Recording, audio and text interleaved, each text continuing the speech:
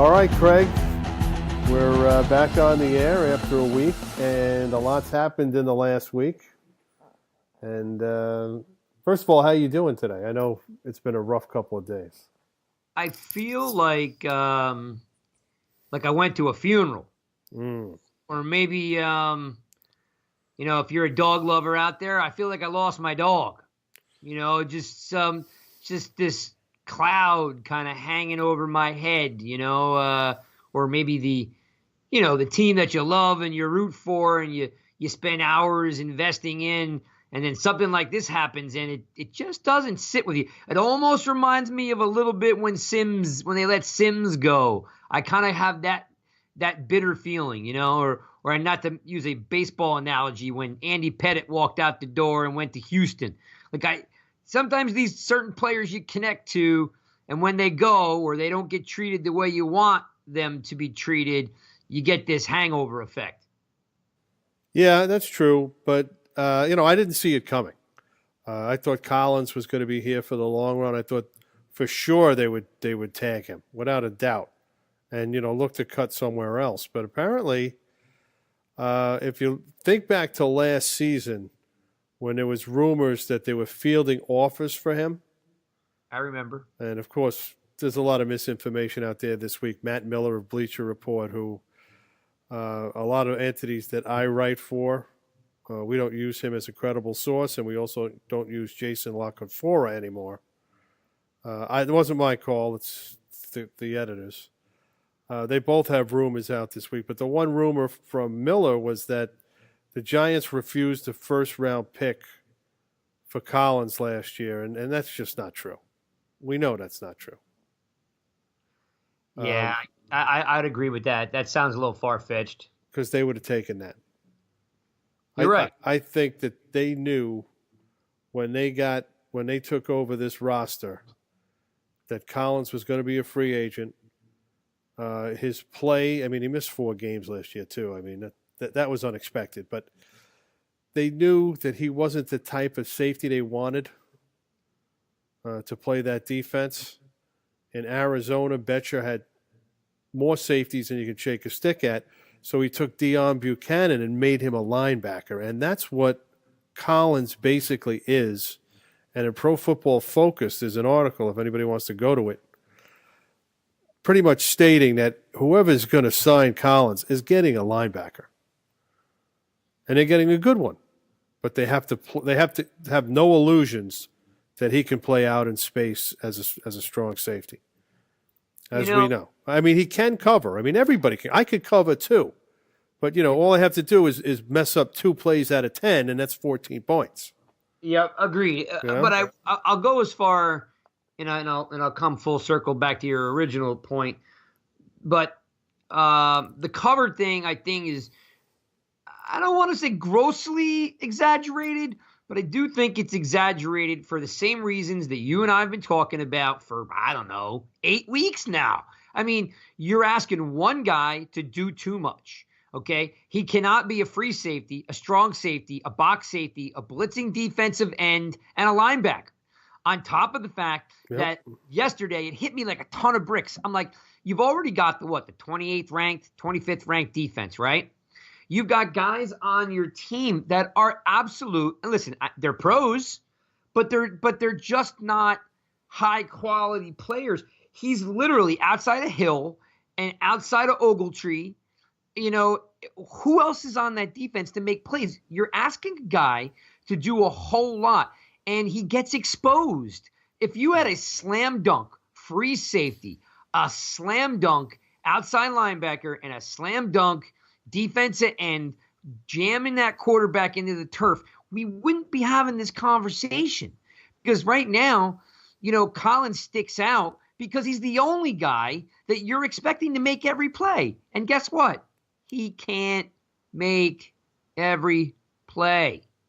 So, of course, he looks bad in certain situations. But, come on. I'm kind of up to my ears or my eyeballs in people telling me he's terrible. He can't do this. He can't do that. Well, people, you go find 120 tackles a year.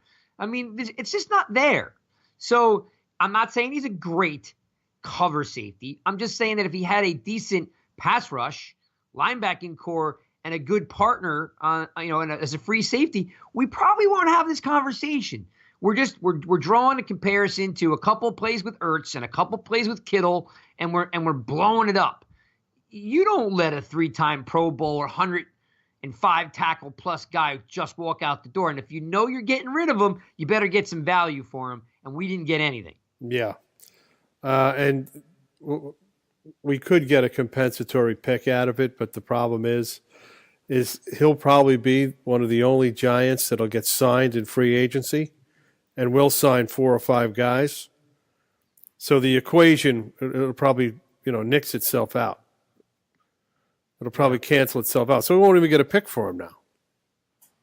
Well, here's my question to you. I'm going to read you a bunch of names. Ready? Mm-hmm. Later, Lippett, Riley Webb, Davis, Morrow, Stupar, Martin, Vernon, and Edwards. That's the starting New York Giants defense. Well, that was there in the last 2 games, and they almost won. They lost both of those games by 1 point. So they had all of those guys on the field. They don't even belong in the league, half those guys. So my question is, you almost won. Do you win with Collins on the field? And yes, you win at least one of those games if he plays. Okay, then you win one of those games with Collins on the field, right? And the other question is, if he plays, because those guys that I just mentioned cannot start on another NFL team. They're lucky if they could play in the new AFL or AAF, whatever it is.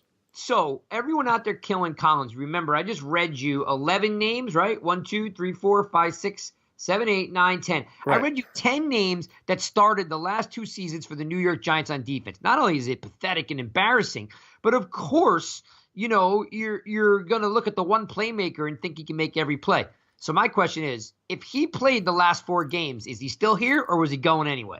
Let me tell you something. If he played the last 4 games, he led the team in tackles without playing those games. Yep. So he missed 4 games and still led the team in tackles. Sad. Right. If he doesn't get hurt, it's a close call. It's a closer call. Now, Gettleman didn't say the shoulder was an issue, but the shoulder is an issue. Oh, we know that's an issue. Yeah. That's another thing. I just wish the guy would come out and say what it is, because I'm losing faith in the guy because he's just spewing nonsense now. He doesn't say what he means. He's very cryptic, and then all of a sudden his plan will be revealed, and you're like, oh, okay, well now we get it. But until then, he gives no hints whatsoever. He plays it very close to the vest, and we have no idea what he's going to do in the draft. He says he wants to bring in a quarterback to challenge Eli, but that may not be in the draft. It may be a free agent. He may be through a trade. It could be, one of these other guys. We'll talk about that in a few minutes. But, you don't know what he's going to do. Well, the defense, listen, I know we're probably going to cover it at some point this week, next week, but the game's played on both sides of the field, John. What are they going to do? Their defense isn't just bad. Now you've just taken away your leading tackler, your captain of your defense, and your Pro Bowl. Now, guess what happens? Listen, got anyone out there listening to the Giants, guys? I'm saying it now. Next year, regardless of what this defense looks like, at this time next year, you're going to be calling for the head of either Jenkins, Ogletree, or if Vernon's still on the team. Because what happens is, at some point, the average fan just finds a guy to put all the blame on, and you're like, well, that guy gets paid a lot of money. He's the guy. This year, all you novices out there, and I'm not trying to insult you, but you're picking on Collins and he has to go. Well, next year, when you're playing with, subpar talented guys or journeymen, you're just going to find another guy. Because now the defense, you're going to expect Ogletree, Jenkins, to make every play on the field, and it's not possible. You can't win with this defense, and we don't have any money to sign any big names. So I don't really know. Here's the thing. I don't think they want a box safety. Okay. So what they're going to do, they're going to probably get 2 safeties, at least one in the draft and maybe one in free agency. They have to come home with 2 decent-sized ticket free agents. Okay, I'm thinking one of them's an offensive lineman and the other one's either a safety or a corner. They're going to have to do that. They need to bolster those units before they go to the draft. And then in the draft, there's a lot of defensive players. Okay. I know they have a lot of day 3 picks, and some of those guys are crapshoots. They only have 2 picks in the first two days, the first 3 rounds. It would be apropos if they could get, a very another pick, maybe a 3rd round pick or another 2nd round pick. That would be great, but I don't see that happening. I don't know how they'll do that. So here's my 2 scenarios. Tell me if you think I'm crazy. So the scenario, and listen, people, believe it or not, whatever you think of Gettleman, he has a plan. Whether you subscribe to it, whether I subscribe to it, doesn't matter, right? But here's my 2 theories. The first theory is, and it's the one I like the best, is he drafts defensive playmakers from front to back. First round pick, best defensive player available. Not best player available, best defensive player available. The kid you like from West Virginia, or not in West Virginia, Michigan, or Oliver, or whoever it is. Montez Sweat. Yeah, exactly. He had a great combine. Guy's a beast. Yep. I think he drafts the best, literally going down the board, 1, 2, multi-4s, and so on. I think he drafts a lot of defense, and he says, see, I restocked the defense. Okay? And now scenario 2 plays into Eli gets an extension for a year. No. Hang on. So you cut his money this year, right? You extend him a year. Next year you draft a QB, and that QB is the starter in week 8. So what you would do is if you took Eli and gave him another year to 2020, you'd lower the cap number, you'd get some cash for this year. Eli comes back next year. You give everything you can to get Herbert or Fromm, if those are the guys you like, and then Eli, as in Kurt Warner, starts the season and the kid starts the middle of the season. What you do is you restock the draft this year, you cut the cap from Eli, and you get a quarterback. Right. Okay. The problem with Eli is you can't touch his contract without extending him. That's 2020. He's not going to take a pay cut. There's no way he could take a pay cut. Now, here's the telltale. March 17th, he's due a $5 million roster bonus. If the Giants are going to make a move with him and release him, which I think a lot of Giant fans will say, okay, he had a good run. And then some will say, oh, what are we going to do? If they released Eli, okay, and let's say they make a trade for Josh Rosen, the Foles thing is not out of the question. I'm not buying this Jacksonville move at all. What's the date again? Say that date the one more time. 17th of March. But they'll do it before then because they'll want to do it to have the money available in free agency right away. I thought Foles already signed his deal. Nobody can sign anything until the 13th. Well, verbally. Like I thought. Well, that's tampering then. Fair enough. You know what I'm saying? Nobody could. That's why these rumors mean nothing. First of all, if you're a free agent, you're going to go to Jacksonville. Have you been to Jacksonville? I don't know. It's not a bad place. Merrill Lynch, when I worked for Merrill, we moved the whole department down there. People loved it. But, let's face it. Here's a Super Bowl MVP. He's going to go to Jacksonville. And there's other teams that are interested in him. Washington doesn't have the money. I like your theory. I like your theory, and I've heard numerous, scouts on the NFL Network and, the analysts say that when they all reevaluate the QBs, that Josh Rosen is above most of the players that are in the draft this year. Yes. Maybe he'd be even higher than Haskins. So I don't know why people hate him so much. Maybe they don't like him because he's kind of like a smarmy kid.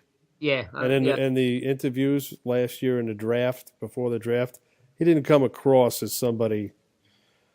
He's like a country club kid. I think his father was a doctor or something. I could be wrong about that, but like Carson Palmer. Yeah, no, not Palmer. It's a little different, but this kid. Hey, he got his comeuppance last year. He played 13 games. He got creamed.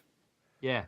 But, if you look at his highlight reel, which I sent out, the Cardinals put a highlight reel of him together. It's about 8 minutes long. He made a lot of nice nice throws there. Well, I don't think anybody thought he didn't have an arm. I think you're right about your original point. And he has the escapability that you need too. Yeah, and he's tough. He can take a hit. So he'll cost you, according to Kurt Warner, a third rounder. The Giants do not have a third rounder. So they'll probably have to put together a different type of package. But his salary and cap hit are $2 million and change the next 3 years. Cheap. You can't beat that. You can't beat that with a stick. No, it's cheap. It's like getting a rookie, but you don't have to pay the bonus. The Cardinals already did that for you. So, okay, so let's back up a second. If you think that, what's your opinion? Like, do you think that's got legs, this Rosen thing? It depends on what they want from him. Yeah, I think it has legs. If they take a second and they give the Giants Rosen and maybe another late pick back,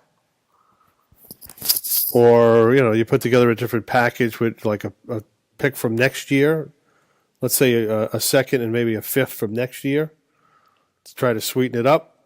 I mean, he's an NFL QB. Why would it only be a third-round pick? That just seems really low. Because no one's going to give anybody a first-round pick for a player like that. He's almost an unproven player when you think about it. Yeah, I guess so. And it doesn't. You're right, but teams will trade up for an undrafted player and pay a lot of money and with picks. It's silly, but that's what I'm hearing. They probably want a second-round pick. They know they're not going to get a first-round pick. The Giants, to me, that's a no-brainer. I'd give them the second-round pick. Straight up. I'm surprised Kingsbury, the new coach for the Arizona Cardinals, is that, well, again, this is all rumors, right? Yeah. Is that against, he's already got a quarterback there. Like, I would think that would be one less thing he has to worry about. Like, I know he wants his own guy, and I know he's really great with QBs, but man, like, being a head coach is a really daunting task. I don't know why he'd want to add another issue to the pot. No, he wouldn't. But he'd get rid of Rosen, and they're going to probably draft Murray. They really like Murray. That just kills me. And we'll find out what Murray's made of. He hasn't had his pro day. He didn't throw at the combine. What a cop out. I think it was Rich Eisen who said it the best, that the NFL is about challenges. Every game is different, and you have to learn to think on your feet. When you're uncomfortable, what type of decisions do you make? And a pro day is like everything is perfectly set for you to succeed. Your receivers, your field, right, your weather, your everything. Well, I hate to tell you, there isn't anything in the NFL that looks or sounds or smells like that. Like, the guys who throw in the combine aren't afraid to make a mistake. That what they're doing is what you would call is betting on yourself. Right. And for this guy to be like, nope, not doing it, like right away, I think that's an immediate turnoff to me. Yeah. Getting back to the combine, what did you think of Haskins' performance? I know this is going to be an unpopular thing to say. No, it won't. All right.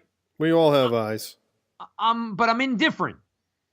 Like, I don't know if it's not a Haskins thing that has me hung up about the guy. Yeah, he threw a nice deep ball, but I wasn't wowed. Like, I was kind of like, okay, he's a really good prospect. He probably will be a good NFL QB. Like, there was nothing that wowed me. In fact, I think that, what's his name from the NFL Network? Jeremiah something? Daniel Jeremiah, yeah. Yeah, Daniel Jeremiah and Rich Eisen, I think they said, wow, look at the ball jump out of his house. Like, wow. Like, I didn't see that. Exactly. I didn't get that wow. Now, I know he's good, and he's going to be good. I just wasn't wowed. Like, when I saw, Devon White do his drills or Sweet do his drills, I'm like, oh, man, these guys are beasts. Like Quinnen Williams. Yeah. Like, I wasn't wowed. I just thought he was a big guy, and he had a nice combine. He didn't do anything to hurt himself.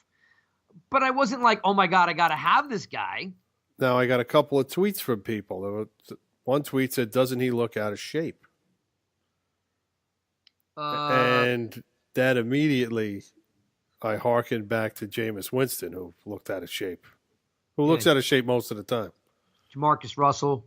Well, he was just a complete bust. But this guy, he's a smart kid. He interviewed very well.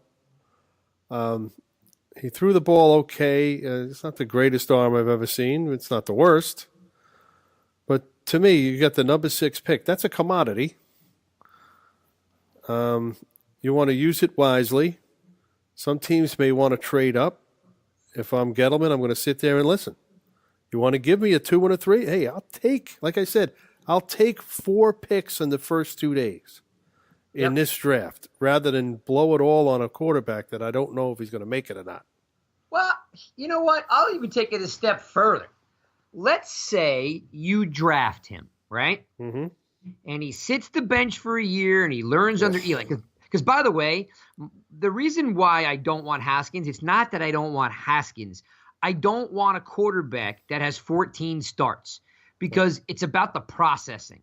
Are you going to be able to handle the playbook? Are you going to be able to learn everything you need to learn? Like, how does the computer between your ears work? Right. Because this is again, it's the most elite job in the world. And here I'm handing you the keys to the biggest franchise in the NFL in New York. And we already know that a lot of things go on in New York. It never turns off. Is he mature enough? Does he get it? Can he process quick enough? Because guess what? He can't tell you how he handled the team and the locker room issues year to year because he didn't have any year-to-year experience. He wasn't the guy year to year. He was the guy for 1 year. Like what makes Mahomes and Baker and Darnold and so on, they played a few seasons, Yeah. So when you had locker room issues, you had the year before to lean on, or an experience to lean on that you did, or when you changed the playbook or got a new coach, you had this other experience to lean back on, which he doesn't have. So if he's drafted and he sits the bench so he can learn, my biggest problem is, so now you've taken, the draft and realistically you've iced or shelved, whatever you want to call it, your first round pick. That's a complete waste in this day and age. Correct. By the way. Yeah. You don't have a third round pick. So, and I said this last week, and some people on Twitter may disagree. You now have to depend on number 2 and number 4 to hit the ground running. Plug and play. Yep. Now, number 2, if you're smart, can probably do it. But number 4, like, when does a number 4 draft pick start in the NFL? Like, listen, Zoe Carter's a stud. You know what I mean? And they brought him along slowly. Exactly. So, like, I'm sitting here thinking, like, so how bad is the New York Giants defense? Because we all know that they can score points, right? Whether you like the stat or not, number 1 in the NFC East. The problem is that the New York Giants defense can't stop the bleeding at any time.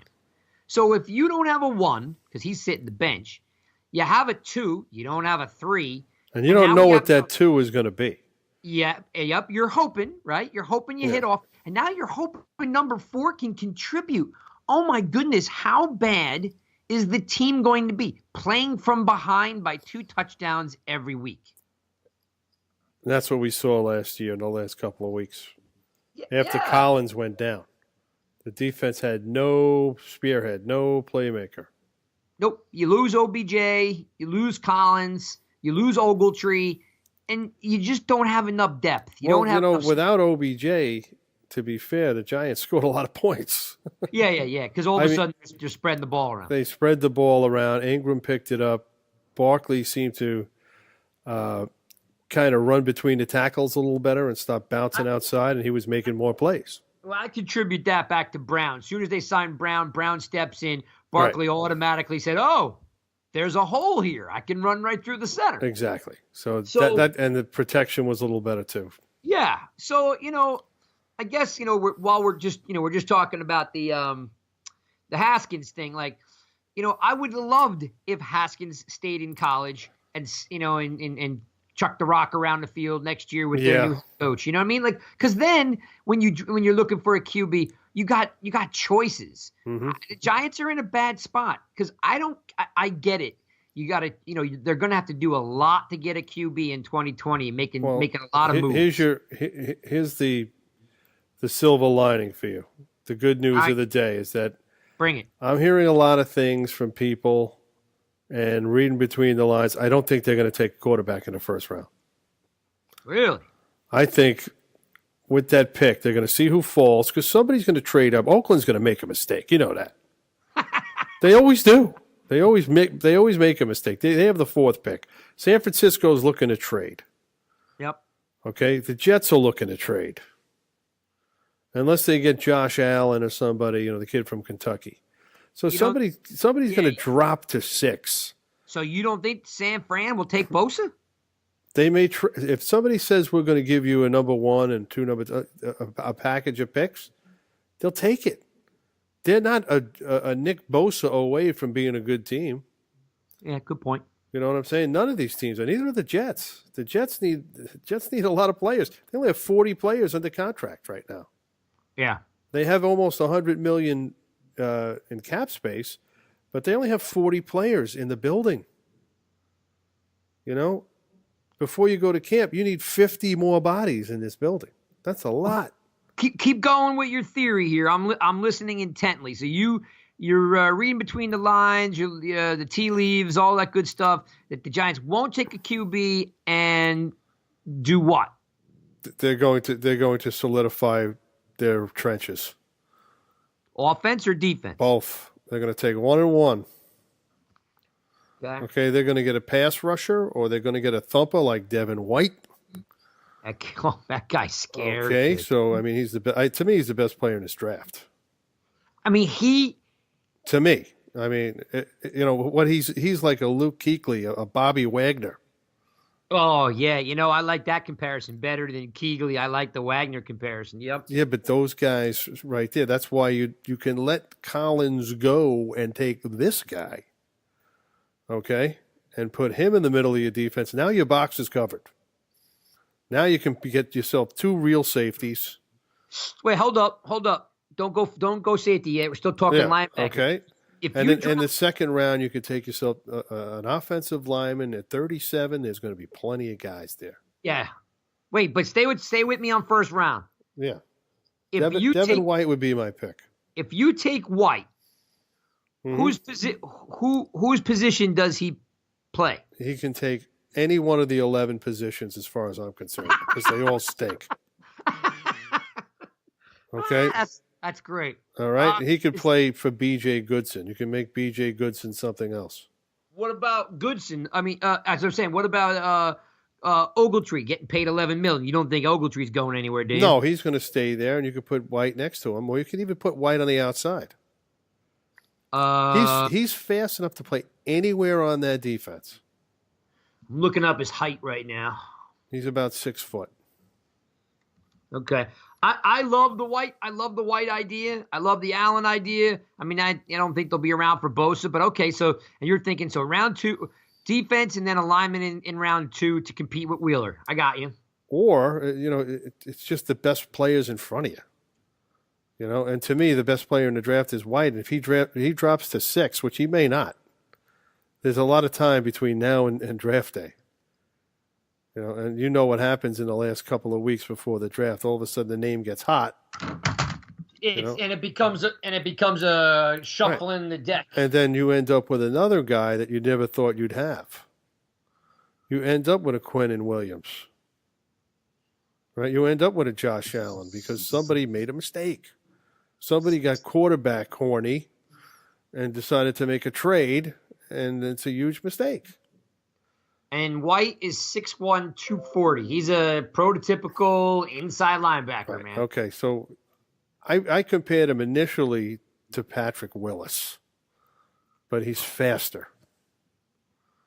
Okay, so I'm thinking he's more like a Wagner, and he's on the ball, which is a crazy thing to say because, it's nice to have a football player that's actually on the ball. He gets to the ball faster than Luke Kuechly does, and nobody does that. Nobody. If you watch a Panthers game, 59, everywhere. Yeah. He's always there. He's there before the ball sometimes. The only thing, I don't know how much it makes a difference. I'm assuming it does, because it's always about metrics. He's also 2 inches taller than White. Kuechly's 6'3". Yeah. In this case, it won't matter. This guy is, he ran the 40. He wasn't even going fast. I think it was 4.31. Oh my, yeah, White, you talking? Yeah. He, I couldn't believe how fast he was. For being 240 pounds, he ran like a wide receiver. And Montez Sweat is another guy. Now, he's hot, Montez Sweat. But if you look at his tape, a lot of technique issues, in my opinion. I don't know. He probably is a top 10. He got himself in the top 10, but, he's a lot like Vernon. When Vernon has to engage, he's got a problem. If he has a little free space, that's when he gets to the quarterback. Okay? If he has to line up with his hand in the dirt, he may have a problem because they slow him up. That 4.3 speed doesn't help you when somebody's got you by the shoulders. So I'm looking at Kuechly, and did Gettleman choose him? Was he there for that? No, that was before. It was before him, right? Yeah. All right, because I was saying I would like to say that Dave Gettleman chose him or Cam Newton, but they were both there. All right, yeah, 2012, he was still with the Giants. Yeah. Kuechly was, of course, we know he's a first-round pick, but he was picked at pick 9. Right. And that's about right. So do you feel they could pick a linebacker at 6? It's about time, isn't it? Yeah. You're not just taking a linebacker. You're taking a guy that's going to run your defense. He's going to be all over the place. He's bigger than Collins. And he's just faster, too. He's bigger than Ogletree's not that big of a guy anymore either. So there's your replacement for Collins right there in the box. And he can cover. He can cover in passes also. He can cover tight ends. So if something squirrely happens, right? Right. Which every year in the last couple years, it's gonna. Yeah. There was a couple of years where nothing happened. It was a bore fest. And then, the last couple of years, you got the Chiefs and the Patriots in Seattle moving around. A lot of trading, yeah. Yeah. So let me just ask you this, and we could change subjects right after this. So if one of these guys is there, so let's say you've got 2 teams move up, and let's say Haskins and Murray go off the board like 1-2 or 1-3 or something like that, right? Oakland will take them, yeah. All right, so let's say that happens.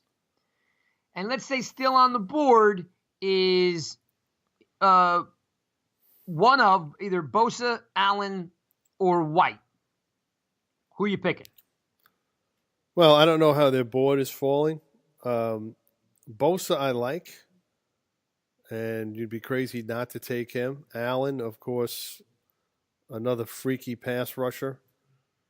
It depends on how their board falls. I don't think you'll be sitting looking at all 3 of them. No, I'm just thinking off the top of my head, like, who would you rather have? Well, they need the pass rusher. Unfortunately, that's the positional value there. So Bosa or Allen. But, Devin White can rush the passer too. But not full time. He does it, but it's not his job, right? So it's interesting. The reason why I asked is, Bosa is your traditional hand in the dirt. Yeah, he's a strong kid. Yeah, he's not going to lose. He's not going to lose on the edge, and he's going to get in the backfield. And so he's a almost a 4-3 DN, right? And we run some 4-3 packages where Allen is a stand-up OLB who rushes. Yeah. So the question is, if Allen and Bosa are there, what's the philosophy? We're running a 3-4, so Allen seems like the fit. Right. But, man, the motor on Bosa, you know how good his brother is, and his dad played in the league. Like, do you go with the? Yeah, I don't even think about that. I just watch his tape, and he didn't play last year, so First couple games. yeah, he kind of begged out and didn't want to get hurt, so He any further anyway. He did have surgery though. Right. I don't know when he would have came back, but I don't think he would have come. I think he would have come back for the bowl games. Oh well, then that makes sense. But what did he tore an abdominal muscle? Did he? Right. So that was it. So he just said, "I'm gonna not play again and prepare for the combine and the draft." But there's no question. You saw him at the combine. The guy's a monster. He is huge. I mean, he's thick. I mean, he's tough to move. And you watch him play. He pushes through the holes. He seals the edge. Yep. He manhandles guys much bigger than him. It's got a little bit of it's got a little got J.J. Watt, but he's not as big. That was my second one. He's got a little bit of straight hand, good hand play, a lot of force. A lot of you're not taking him out of the play. No. And he seems to be pretty quick for a big guy too. Yes, he's pretty good. Wherever he goes, he's plug and play. I do worry about to come full circle is I'm hoping you're right and the tea leaves are giving you good advice, or good info because I think the Giants get set back taking a quarterback here. Because then you're just sitting around signing journeyman free agency to fill your spots. You get really set back if the guy isn't as good as you need him to be. And I don't think he's going to be as good as they need him to be. I know people on Twitter, I mean, I've had 30,000 Twitter impressions in the last 24 hours in my account. Look at you. Just talking about Eli, because I put it out there that Eli, find me a better player and you can replace him. Yeah. Until then, he stays for the year. The Giants are not going to, send him packing unless they have an alternative plan. And by the way, if they do take defense, that's where it gets super interesting because there is a plan because they're not going to, like you said, they're not going to keep Eli. They're not looking to extend him and so forth. And with due right, they shouldn't extend him unless they had to. He's in the last year of his deal. Now he's in good physical condition, but he's not a 21st century quarterback anymore. The game's changed. He could still make the throws, but he makes those mistakes, and then his shortcomings hurt you. So it'd just be interesting on what the plan is. I mean, there really is if they don't take the minute that Haskin goes off the board and it's not to the Giants, automatically Foles, Rosen. All of that'll be settled before the draft. Yeah, all that stuff comes into play, right? This is the thing I have about Foles. Why is he going to Jacksonville? I mean, I know DiFilippo is there now, his old quarterback's coach, but the guy that made him who he is Pat Shurmur. And the Giants don't have the money to sign Foles, but we also said on the last show, it's really not about the money for him. No. He's going to get the money. I mean, he's going to get what he's worth. I mean, he's not going to hold out and be greedy, though. It's not in his DNA. Right. So he's 30. He's not ideal. I mean, he doesn't move well. He moves well enough, but the guy is such an accurate passer. I can't see Haskins being a better passer than him. No. Foles is like a gunslinger. I mean, he doesn't make too many mistakes. Well, I think it's because he has the talent and his demeanor is, between like Eli and the gunslinger. I think he's revved up enough to make that play, make that throw, take that chance. Yeah, he's kind of unflappable out there. He doesn't get flustered or anything either. See, I think that there's still a chance that the Giants are going to look to cut some salaries. And, of course, if they're going to go for Foles, Eli's gone. You know that. Oh, without a doubt. He'd have to be, and for multiple reasons. because they wouldn't be able to afford Nick Foles. What about Rosen? Then the Rosen thing, obviously you got to trade for him. You don't really have the right pieces to do it. We don't know if he's the guy. That's another thing. I've seen him play. I like the way I tell you what, you look at his highlight reel, it's pretty impressive.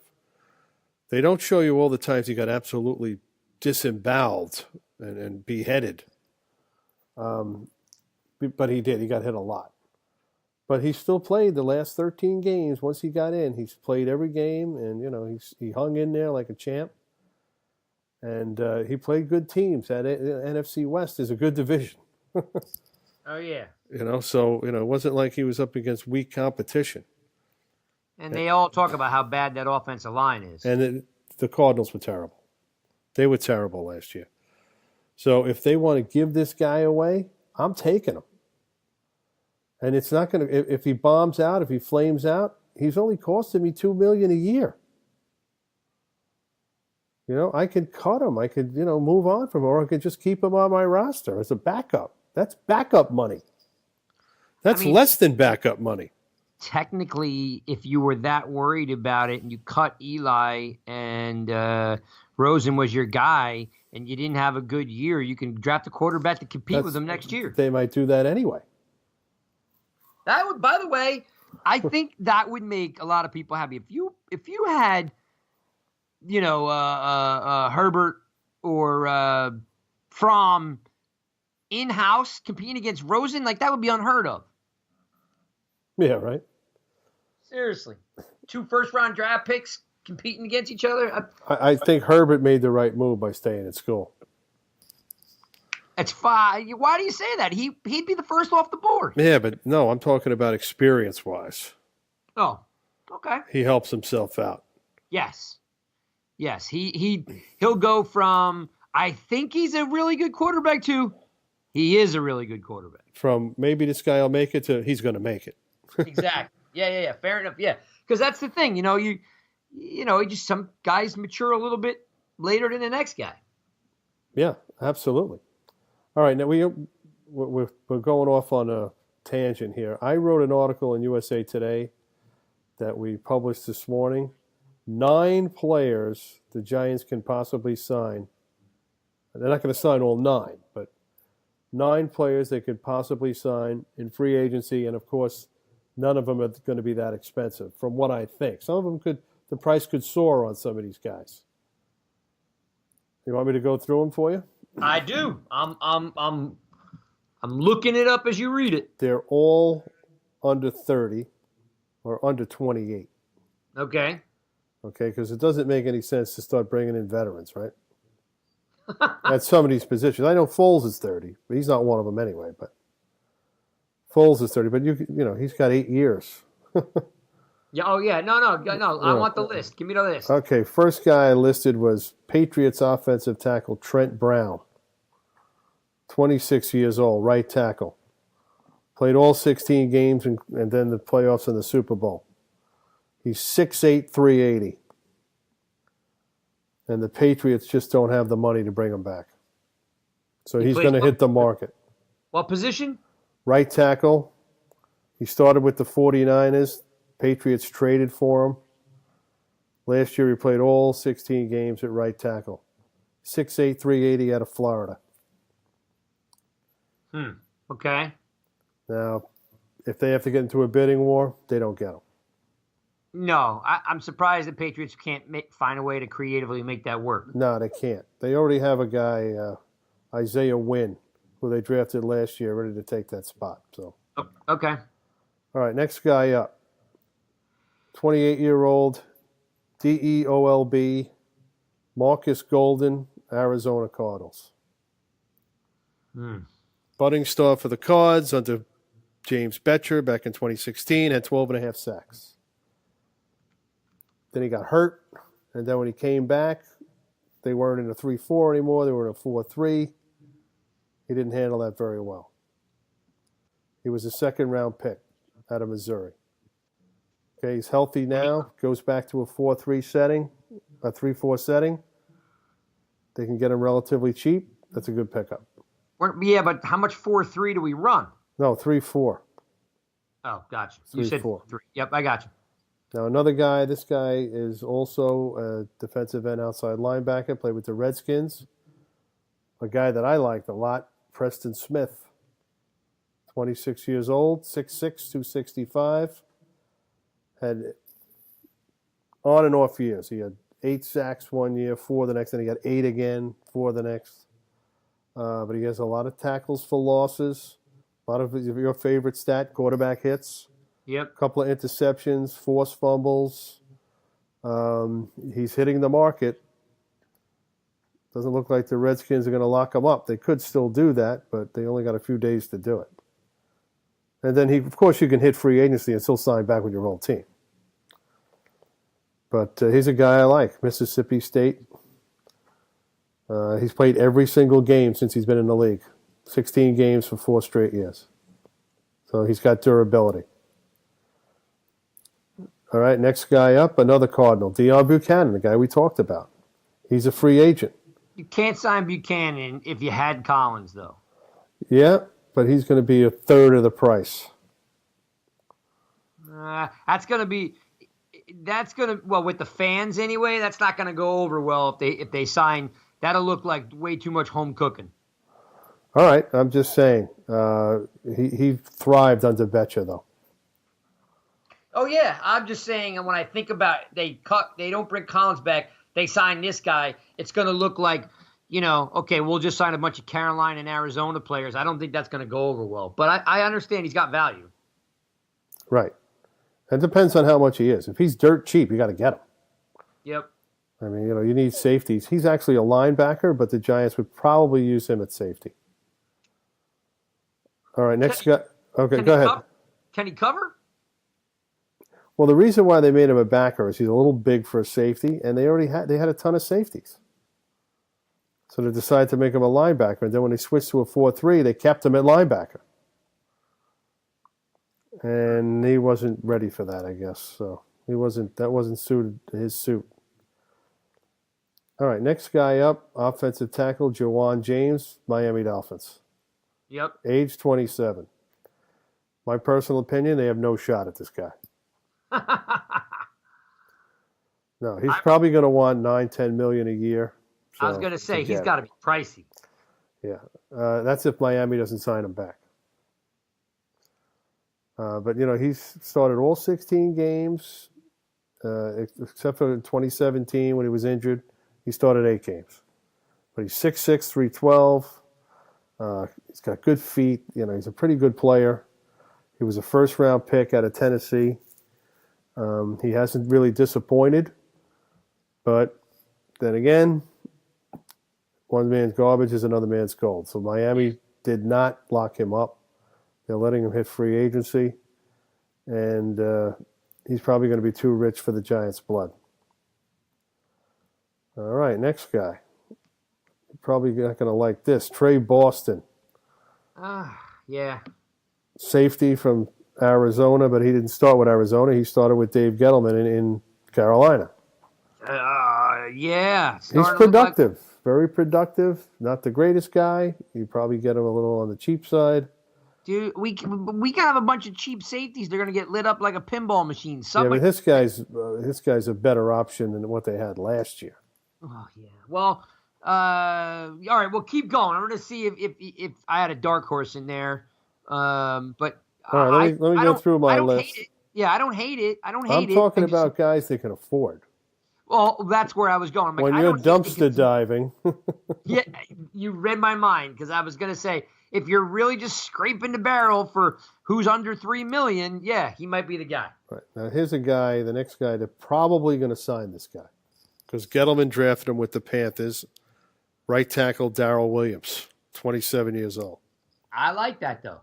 He didn't play last year. He had a dislocated kneecap, torn MCL. Happened in June. I think mini camp had happened, so he missed the whole year. But he's 6'6", he's 6'6", 330. He was a second-team All-Pro in 2017, so he's got potential. And Carolina hasn't locked him up. They haven't signed him. He'll come dirt cheap. We'll see. Some of these guys coming off injury, you never know. I don't know how much leverage he's going to have. No, he doesn't have much. But I heard Buffalo is after him too, so we'll see. Okay. Next guy up, cornerback Justin Coleman, Seattle, age 26. You know anything about him? No, I don't, and I'm curious to. I mean, that Seattle defense has lost so many players. Mm-hmm.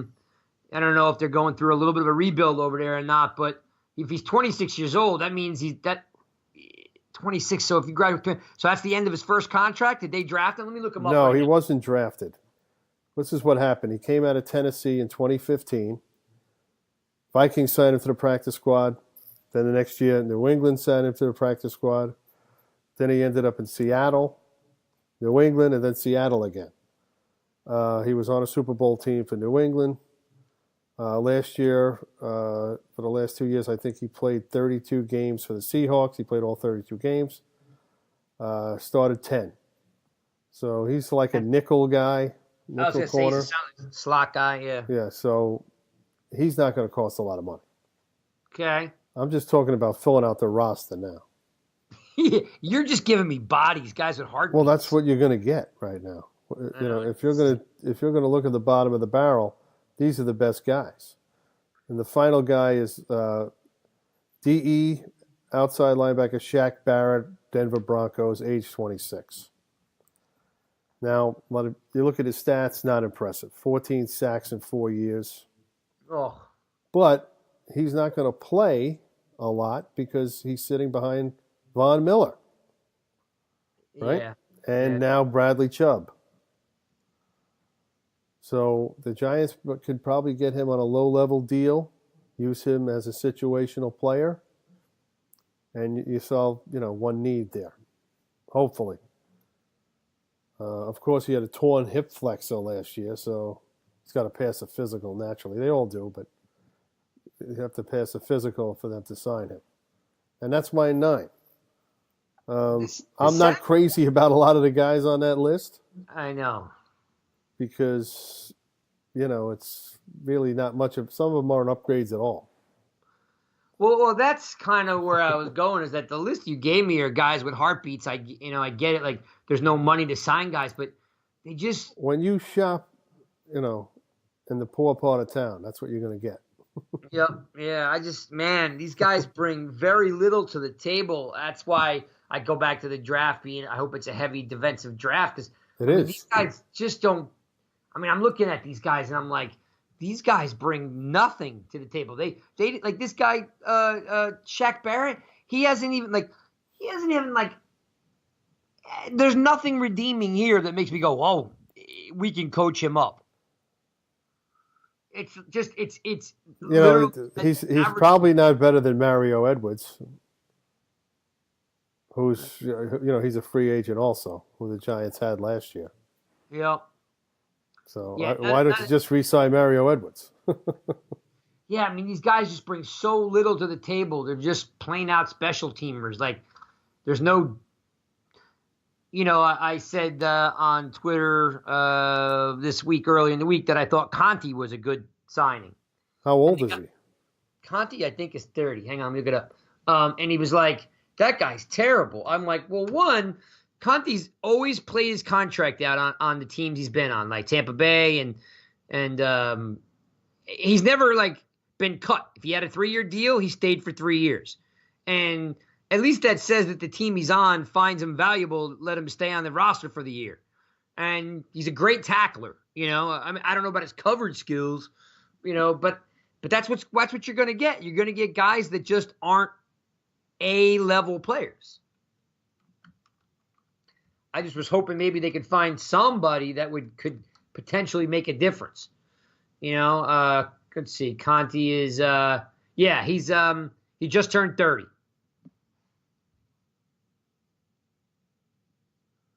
Let's see. You still there? I lose you?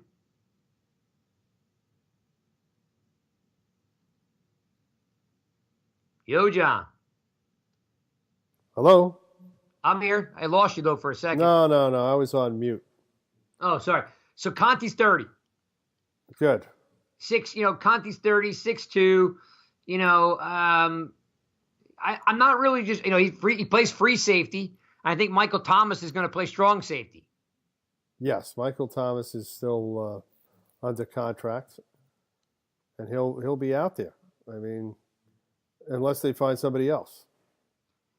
Yeah, I mean, I'm looking at Conti. So he played out his Bears contract 4 years. He just played out his Tampa Bay contract. So he's never been cut. He plays his contract. That says a lot to me. Yeah. In today's day and age. He averages, let me see, 20, 52, 73, 32, 59, 59, 62. Now he got hurt this past year. He missed he only played 3 games. So you're getting a guy off injury, but like most of the guys I mentioned. I was going to say, I think most of the guys you mentioned on your 9, 5 of them were injured last year. Right. And that's going to be the case with a lot of these free agents. That's why they weren't signed by their teams. They're letting them hit the market because they don't want to, spend the money on them. Or hoping that, nobody signs them and they get them back cheaper. Yeah. Who else you got? Well, I see that they tenured Coleman. Yes, that's a good move. Cost them $2 million. I mean, just to return kicks, I was happy. Yeah, that's what I said. He could just be a kick returner. I'd be fine with it. But he'll be more than that. They'll put him out on offense.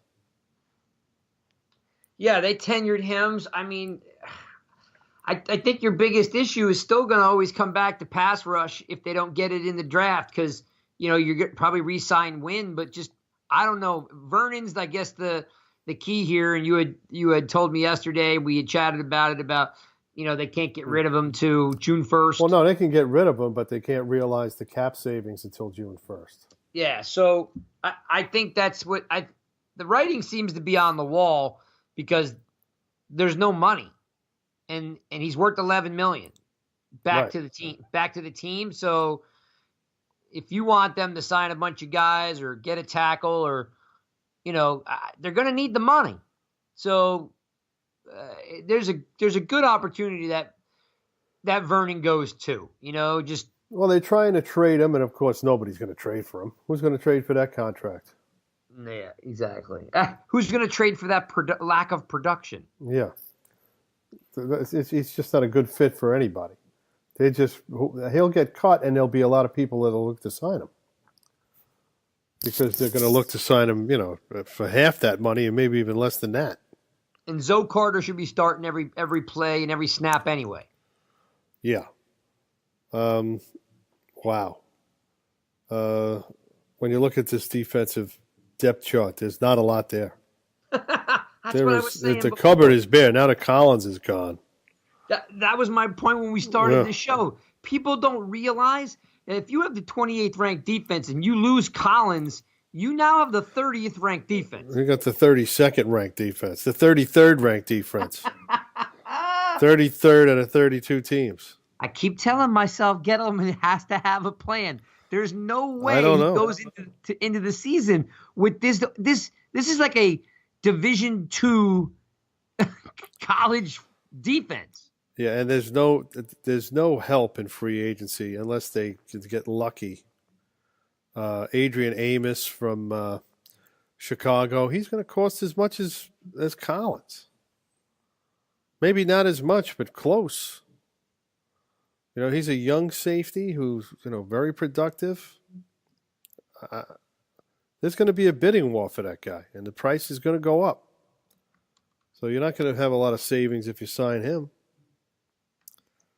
They have to make cap room, and I don't know how they're going to do it. And if they're blowing up this roster, which people keep insisting that they're going to do, and they keep insisting, not they, but a few people, say, the possibility of trading Beckham is still there.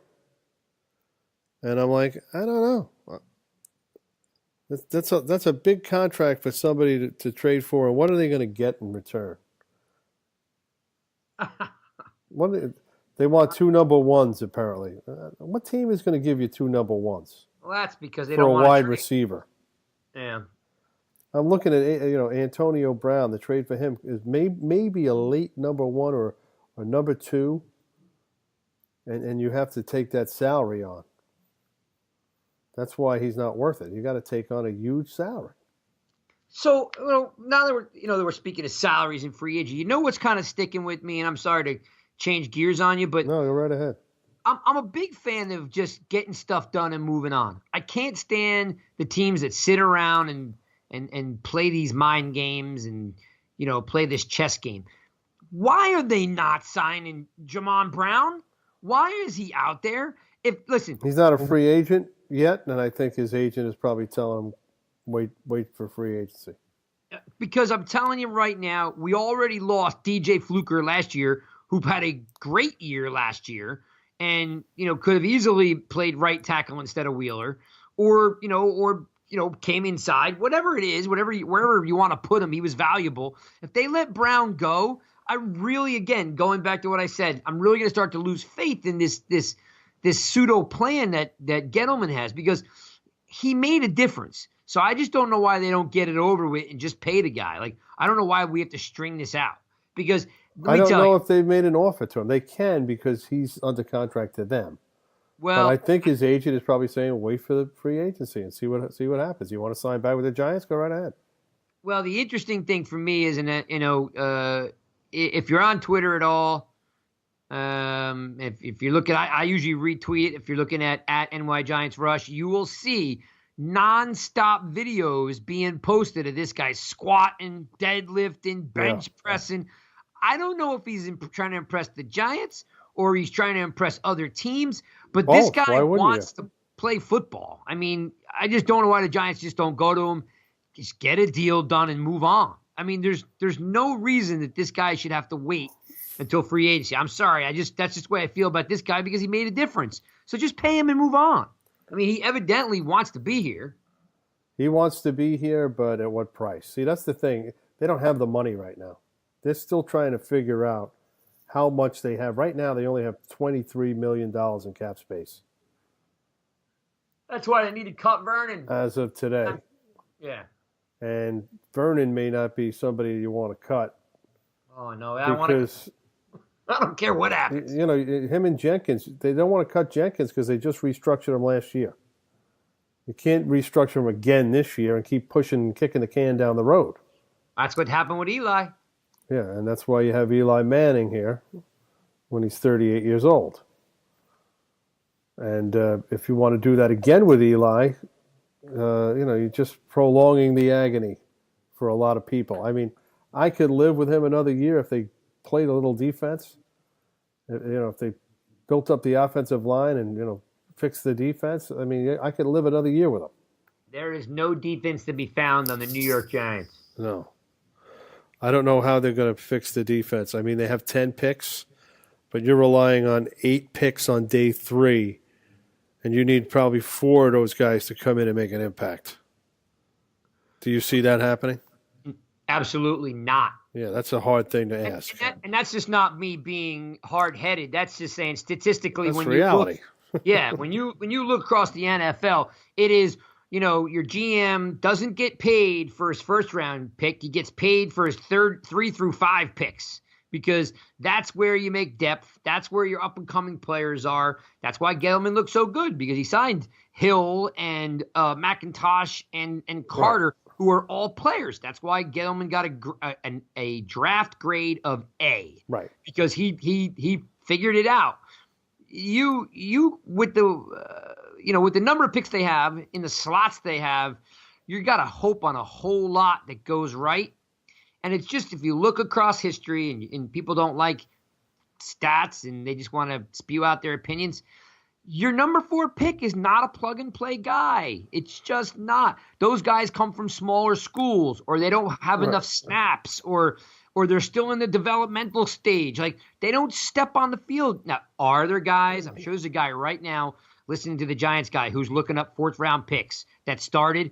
I'm not saying there's not a guy. No, you're gonna get a good player, but what his time frame for getting on the field is, you don't know. Exactly. So yeah, the defense will be terrible until they make a commitment to fixing it.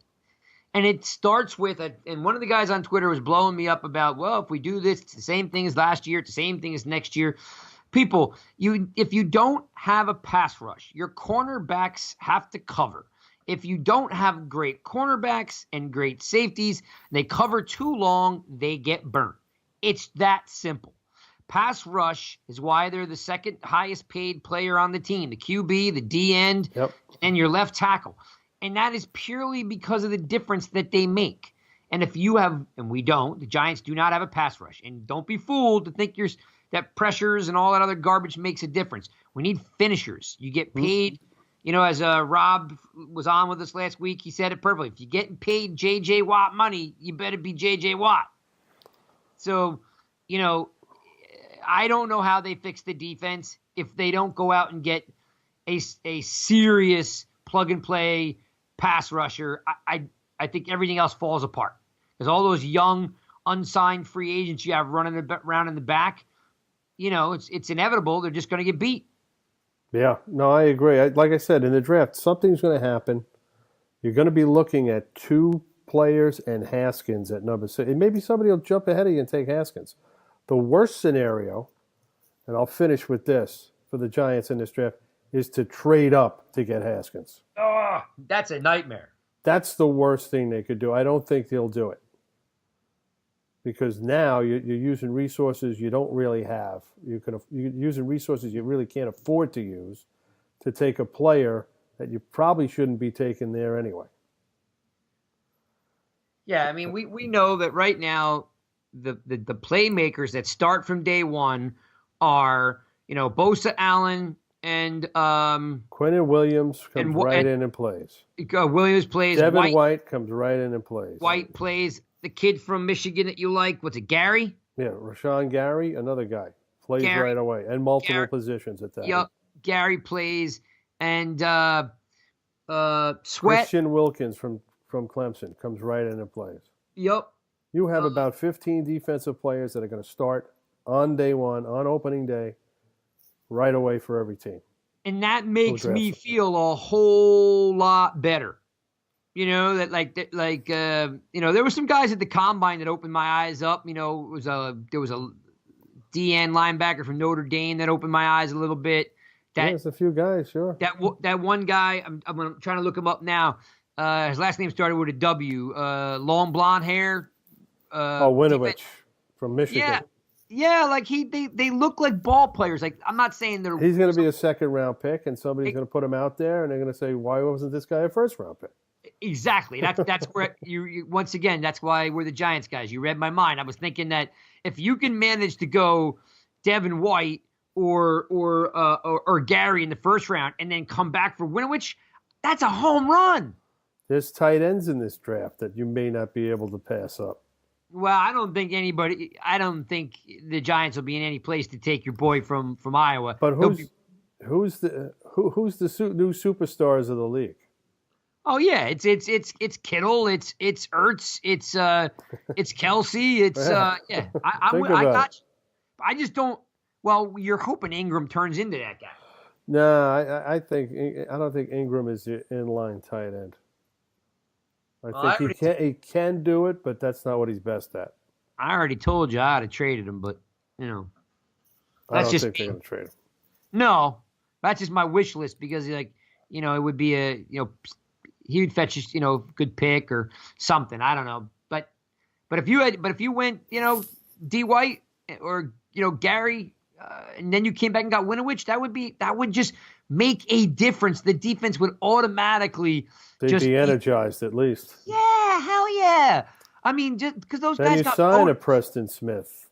Yup, guys with high end motors. And mix them in with the guys you drafted last year, the B.J. Hills, the Carters, right? and the McIntosh. Yep, and now you're on to something. Now you're building. Now you're building something. Maybe even that. Maybe if they even went for that free safety from Miami is a good player. Maybe him in the second round. But if you draft 2 defensive players first and second round, that's a breath of fresh air, and that makes me feel like, okay, we're not going to play from behind from 2 touchdowns every game. And maybe people don't realize it, but you guys at home, you get to turn the TV off. When I'm sitting there every week watching them just get drubbed all over the field, it's miserable, man. And I know you're probably saying stop whining because you got season tickets. I'm just making a point that, like, as fans, you just want a good product. And it's been a really long time, since we had Tuck and Osi and Strahan. Like, it's just been a long time. But also, let's not forget, we haven't fixed the offensive line. No. I understand. If you don't sign Brown back, now you really got a problem. Because you really don't have a right tackle. Solder is not getting any younger. All right, you have Will Hernandez. Jalapeno is going to come back and play center. And he's not a bad player at all. Well, they just re-signed him. Oh, I meant him and Pulley. You're going to compete, I'm assuming. Well, yeah, that's going to be a competition there. But Jalapeno, it was his job. Yeah, just keep in mind. I think Pulley actually played much better as the season went on. See, you did it again. You read my mind again. That's why we're the Giants guys. Yeah. When you compare the two.